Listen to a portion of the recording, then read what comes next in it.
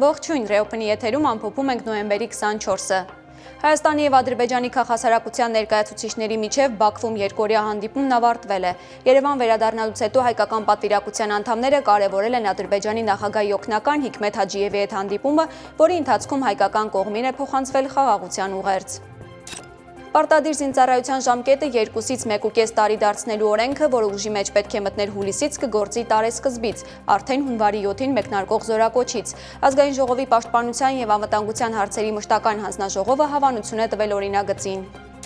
Սյունիքում բացվել են ազգային անվտանգության ծառայության սահմանապահ զորքերի Կորնիձոր, Խնձորեսկ և Հարթաշեն սահմանապահ ուղեկալները։ Պաշտոնական հաղորդագրության համաձայն ԱԱԾ տնօրենը շրջայց է կատարել նորակառույց ուղեկալներում, ծանոթացել զինծառայողների կենցաղային և ծառայողական պայմաններին։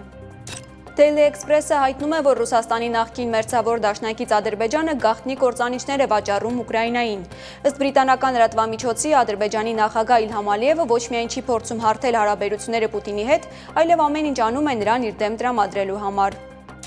Ռուսաստանը հայտարարել է, որ Դոնբասում վերահսկողության տակ է վերցրել ևս 3 բնակավայր, իսկ Ուկրաինան հաղորդել է ճակատային գծում տեղի ունեցած 162 մարտական բախումների մասին, շարունակելով պաշտպանական գործողությունները Պոկրովսկի մերձակայքում։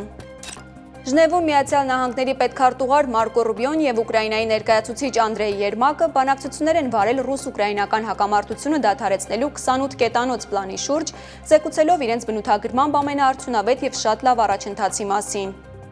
Այսօրվա նորություններին ավելի մանրամասն կարող եք ծանոթանալ հետևելով մեր լրատվական թողարկումներին։ Ես Մերի Դանիելյանն եմ։ Ցտեսություն։